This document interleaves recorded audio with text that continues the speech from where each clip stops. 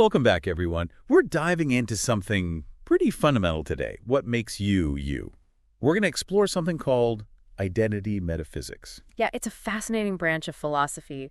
We're going to try to get to the very essence of identity. Instead of taking apart, say, a car, we're going to be taking apart the concept of self. But where do we even start with something like that? Well, one of the tools philosophers use is discernibility. It's all about telling things apart. And there are actually 4 main types of discernibility. 4? Wow. Okay. So to figure out if things are different, there are 4 different ways to think about different. You got it. Each one highlights a different aspect of difference. So we've got intrinsic discernibility. That's all about inherent properties, like how a red apple is intrinsically discernible from a green apple because of color. Right. That makes sense. What are the other types of discernibility then? Well, we've got external discernibility, and that looks at differences in relation to other things. Say, 2 identical coins. They might be discernible based on where they are, their location. So they're different because of their context, not because of something inherent to the coins themselves. Exactly. And then there's relative discernibility. This one focuses on how 2 things relate to each other. Like height, one person can only be taller than another if there's someone shorter. Ah, so it's not about their absolute height, it's more about how they measure up against each other. Interesting. What's the last type? Weak discernibility. It's kind of a catch-all. If there's some difference between 2 things, even if we can't really say what it is, that's weak discernibility. So it's like saying, I know these 2 things are different, but I can't explain exactly how. That's cool. But how does discernibility connect back to identity? Well, it brings us to a really important principle in philosophy. It's called the principle of the identity of indiscernibles, or PII for short. Okay, go on. So PII states that if 2 things are absolutely indiscernible, meaning there's no way to tell them apart, they're actually the same thing. Whoa, wait. Are you saying that if 2 things are completely identical, they're just one thing? Yeah, that's the basic idea. It might seem pretty simple, but it leads to some really interesting consequences. Like, imagine a universe with 2 perfectly identical spheres. Okay.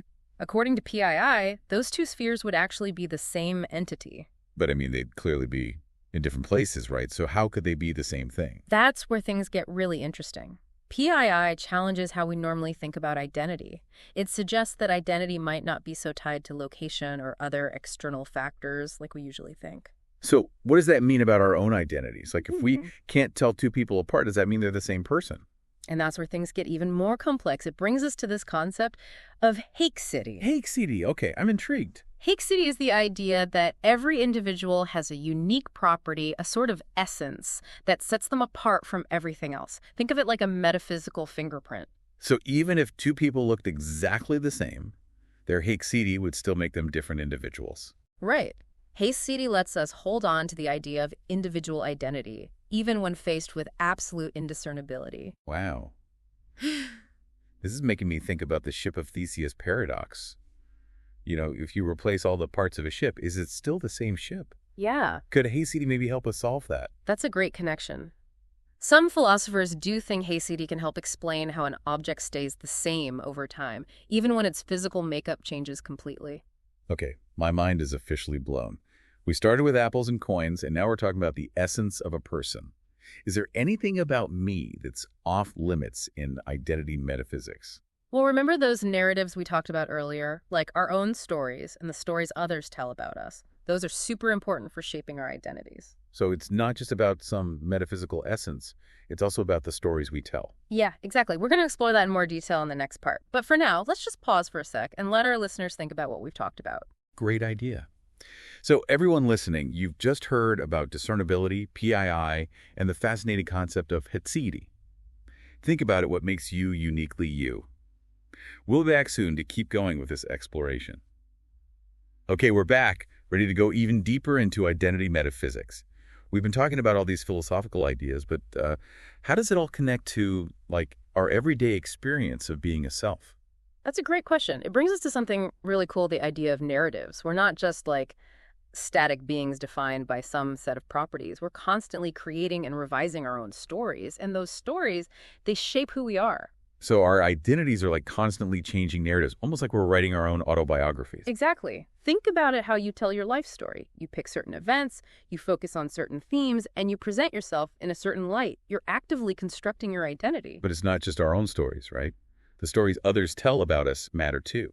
Absolutely. Our social identities, the roles we play, the groups we belong to, the way people see us, it all contributes to our sense of self. It's like every person we meet, they add a chapter to our biography. And sometimes we don't even realize it. So it's like we're all in this giant collaborative novel, constantly changing each other's stories. Love that analogy. It really gets at the heart of it how dynamic and fluid identity really is.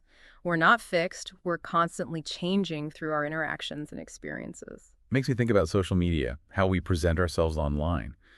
Are we just creating some ideal version of ourselves, or are those online selves part of who we really are? That's such a relevant question. Those online personas, even if they're curated or, partly fictionalized, they still contribute to who we are. They reflect parts of ourselves, even if it's not the complete picture. It's almost like we have all these different selves, each with their own story. Yeah, it is. And all those selves, they interact and influence each other. Some philosophers even think there isn't just one true self, but more like a collection of different stories and experiences. So instead of looking for the one true self, we should just accept that our identities are made up of many different things. That's one way to think about it. It allows us to recognize that we play different roles, that we're different in different situations, and that who we are changes over time. This is making me rethink everything I thought I knew about myself. If our identities are so fluid, so shaped by stories, does that mean there's no solid core to who we are? Are we just a bunch of stories with no real substance? That's the big question, isn't it? The one philosophers have been wrestling with for ages. Some people do believe there's a true self, an essence that remains the same through everything. Others think the self is more like a process, a constant becoming. Kind of like that Heraclitus quote, "No man ever steps in the same river twice." We're always changing, and our identities are just part of that flow. You got it. And this idea of a self that's always changing it can be kind of scary, but it's also really freeing. It challenges the idea that we're fixed, and it opens up all these possibilities for growth and change. This is mind-blowing. I'm starting to see how identity metaphysics isn't just some abstract idea.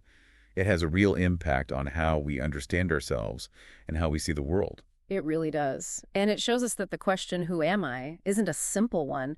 It's something we explore and wrestle with our whole lives. Wow. I'm really feeling the weight of that. We've talked about a lot how narratives shape us, this idea of the self always evolving. Before we move on, let's give our listeners a moment to think about what we've been talking about. If you were to write your own autobiography, what stories would you tell? How would they shape who you are? We'll be back soon to continue our exploration. Wow, we've been on quite a journey, haven't we? Through this whole world of identity. We've talked about everything from the tiniest details of discernibility to these big narratives that shape who we are. It feels like we've zoomed out and seen the entire forest of self. It is a pretty amazing view, isn't it? Yeah, it is. But now I'm kind of wondering, what do we do with all this? How do we actually apply this to our lives? That's the key question, right? It's not enough to just think about these ideas in the abstract. The real value is in how we can use them, in our relationships, how we see the world, all of that. So, okay, how do we apply it? Should I be constantly analyzing every story I tell myself, questioning every role I play? It seems a little overwhelming. It doesn't have to be that intense, but it can definitely be helpful to be more aware of how narratives work. It lets us be more intentional about the stories we create, not just for ourselves, but for others too. What does it mean to be more intentional about our narratives, though? Well, it means being thoughtful about the choices we make, the perspectives we choose to see things from, and the impact our stories have on us and on the people around us. It's about realizing that stories are powerful. They can really change how we understand things. This is making me think about the stories we hear about different groups of people. Like all those stereotypes and prejudices, those harmful generalizations, those are narratives too, right? They absolutely are. And when we understand how much power narratives have, it can help us fight those harmful stories. We can break them down and start creating narratives that are more inclusive, more accurate. So it's not just about our own personal stories.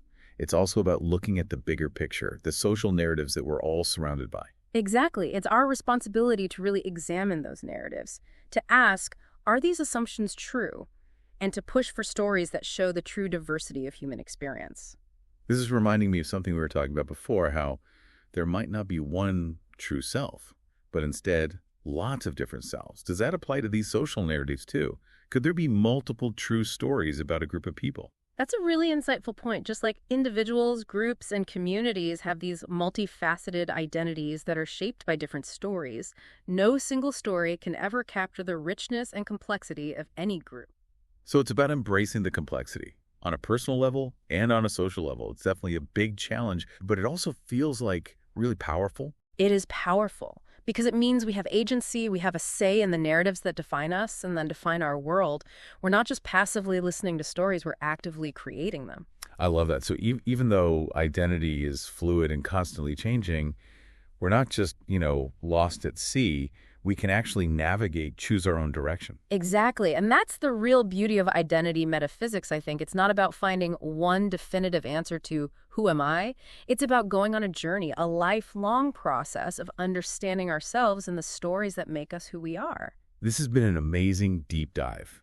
Mhm. Seriously. I feel like I'm leaving with this new appreciation for how complex self really is, and this new sense of responsibility for the stories I tell. And remember, it's a journey we're all on together. By having these conversations, by questioning what we think we know, and by embracing the power of stories, we can make a world where everyone's story is valued and celebrated. That's beautiful. To everyone listening, thanks for joining us on this deep dive into identity metaphysics. May your stories be rich, authentic, and always evolving. Until next time, keep exploring, keep questioning, and keep telling your stories.